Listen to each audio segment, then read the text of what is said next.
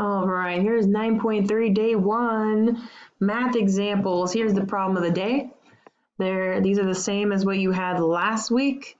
This fraction just means, excuse my phone.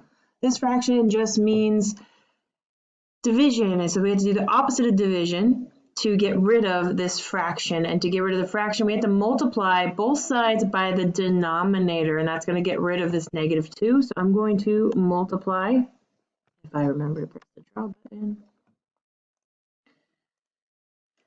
Multiply by -2, multiply by -2.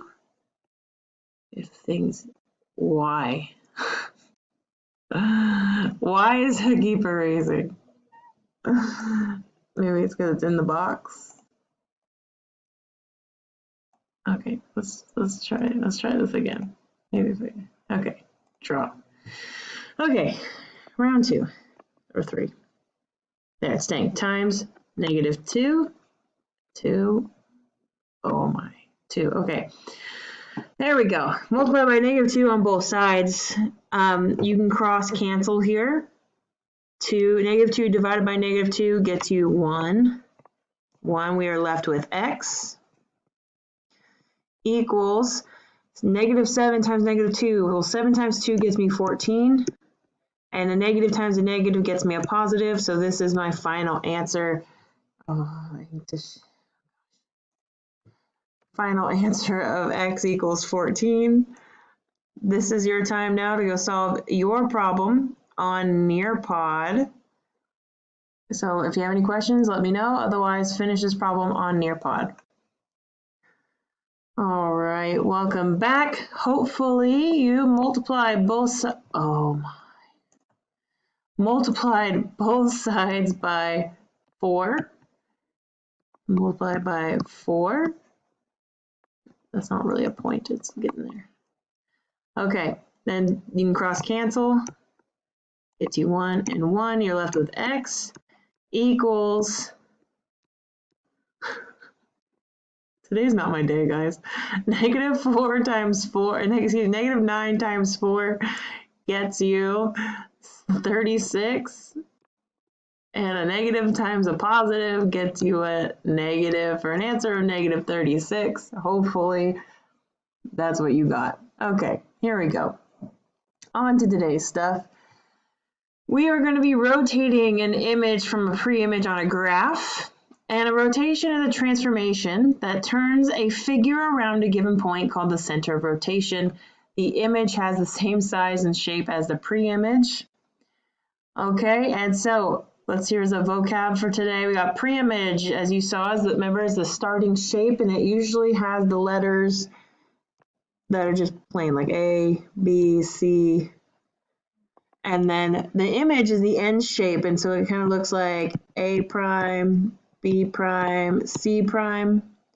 And transformation is a change. We've gone through, this is our third transformation that we've gone over. We've gone through translations, which just slid, they slid everywhere, remember? They slide like this. And we did a reflection where we just pick it up and flip it over, like in a mirror. And then today is rotations, and they turn. Rotations are going to turn kind of like this. Except for this, the way this shape is spinning, it's saying that if the center of rotation is right in the middle of the shape. That's why it's like spinning in one spot. Today it's going to be spinning around the origin, so it's going to be spinning, like it'll spin, and then it'll probably like end up over here, and spin, and end up like over here on the other side. So that's what's gonna, so rotations are, it's gonna be turning just in a bigger circle. Orientation is exactly what this is. So the orientation has now turned. Orientation has turned. Orientation has turned. So today, if there are rotations, our orientation is going to be changing, whereas the other ones, they were not changing. Congruent just means the shapes are the same. Okay. Now we're going to watch a video, and hopefully this works out for me. I have to play the video on here, but have the audio go to my phone. So cross your fingers, ladies and gents. Here we go. Ready, mark, get set, go. Math shorts. Rotation describes how an object turns around a point. It's used to describe the movement of geometric shapes. For example, if you tack up only one corner of a rectangular sign, what's going to happen? The sign swings down. It has a rotation around the tack, but geometrically, it's the same shape. Rotation is really common. The triangles that make up spokes on this bike wheel are rotating around the center axle. Mathematicians use rotation to describe shapes on a coordinate plane too. Check out this triangle. In mathematical language, we'd show it like this, which describes the points of the triangle's vertices based on where they're located on the coordinate plane. To rotate an object, you first need to choose the center of rotation. This is the point that you'll rotate the object around. To make it easy, we'll choose point 0, 0, or the origin, on this coordinate plane. When we rotate the shape, we need to keep the shape exactly the same distance or equidistant from the center of rotation all the way around. If we rotate the triangle 1/4 turn around the point of origin counterclockwise, keeping the point of rotation exactly the same, then the triangle moves to a different place on the coordinate plane. The triangle shape stays the same, but the triangle has rotated and the points used to describe the triangle have also changed. To show that a triangle has rotated, we use a little symbol like this. So now we have turned a geometric shape around a point. That's what rotation means. We can use it to move shapes and describe their movement. Yay, we did it! We made it! Okay, that is our video. Hopefully the rest of this goes well. Okay, now you saw a little bit how rotation works. What we're going to do is, so we have to do this algebraically, because if we were in class, we'd be using what's called patty paper. Oh my God, my dog just hit the table.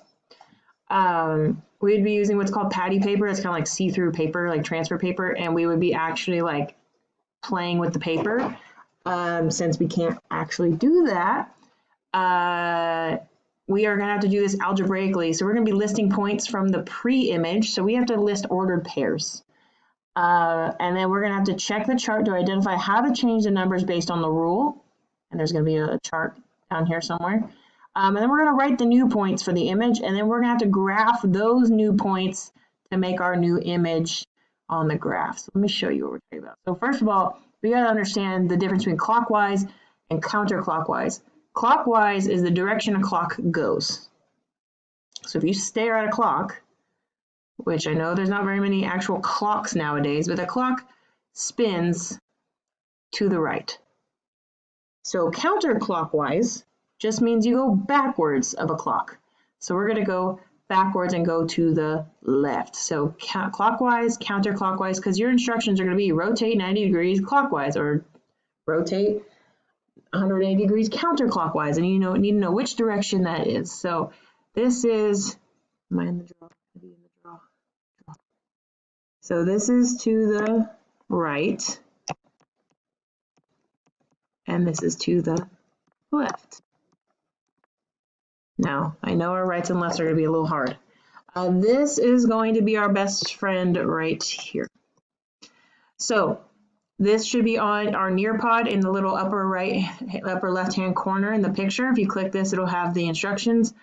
This tells you what to change the ordered pairs to. I crossed out the 270 degrees counterclockwise because you're not going to see those. We're not going to give you those. Those don't matter. But you are going to see 90 degree clockwise, 180 degree clockwise and counterclockwise, and 90 degree counterclockwise, and they tell you how to fix it. So we will come back to this. Here's our shape. Okay, so I'm going to zoom in kind of so I have a nice, oh, too far. Okay. So it says rotate 90 degree clockwise. So clockwise, and don't be fooled. This arrow, so this arrow is from the textbook. You won't have something like this, but this, we changed it to clockwise. This is counterclockwise, so don't be fooled. Clockwise means go to the right. So I'm going to be going this direction. So this shape is actually going to go down to here. Now, I'm going to probably be talking about quadrants. This is quadrant 1, this is quadrant 2, down here is quadrant 3, and this is 4 in Roman numerals. So it's really helpful if you say things in terms of the quadrants. So my shape, if I go clockwise to the right, to the right, my shape goes from quadrant 1, it should end up in quadrant 4. So this is where my shape should land. Before we just assume and draw where you think it's going to go, we're going to fill out this table. So I need the ordered pair for A. And actually, before we even fill the, never mind, we'll do it. Point A is on 0, 0. So I'm going to put parenthesis 0, 0.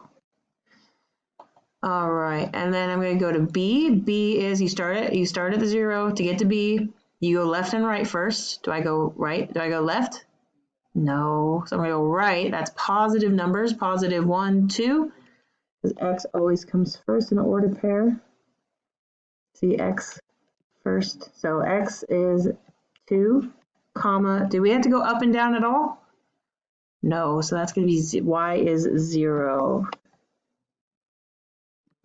This does not look like a 2.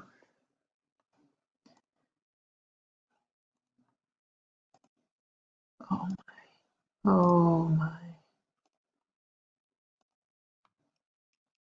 Okay. I still have the eraser on. Close enough. 2, 0. Okay, next C. I start at 0 and I go 1, 2 to the right. So positive 2 is my X. 2, comma. I go up how many? 1, 2, 3, 4. 2, 4. Okay. So I got 0, 0, 2, 0, and 2, 4. Now I got to change it. And you're like, well, how do I change it? Go to your handy dandy chart here. We are going 90 degrees clockwise. So we go from X, Y to, oh, what happened? They flip-flopped Y, negative X. So they flip-flopped and the X turned negative. So let's write that down. I'm going to write Y and negative X. So Y and negative X. Okay, so now I change these to look like this. So 0, 0, there's not much to change. It'll still be 0, 0, and you can't have a negative 0. So they're just going to stay 0, 0. The next one, 2, 0, those will change. So instead of 2 first, it's going to be 0, 2, and the X is going to be negative. Next, we have 2, 4, so we're going to flip-flop those. Those will be 4, 2, and the X is going to be negative. Okay, now I'm ready to graph these, and then I will be done. So let's check the chart, write new points. Okay, blue, check new, okay. Oh, I should have wrote those in blue, sorry. Green. Okay, 0, 0, I'm going to graph 0, 0. That's right in the middle, that's the origin. So this is now A prime.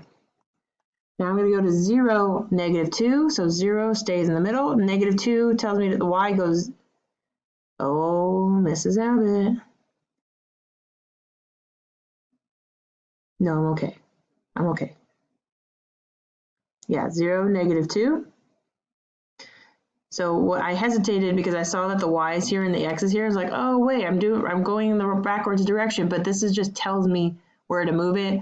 This is now our new X and this is now our new Y. So I'm okay.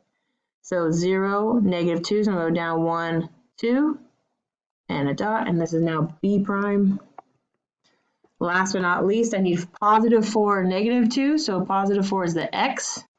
So I'm going to go 1, 2, 3, 4, and down 2, 1, 2. And I'm going to make my new shape. There you go. Now our shape has shifted. If you were to pick this up and rotate it with the spot being glued right here, it would hit this spot exactly. Okay,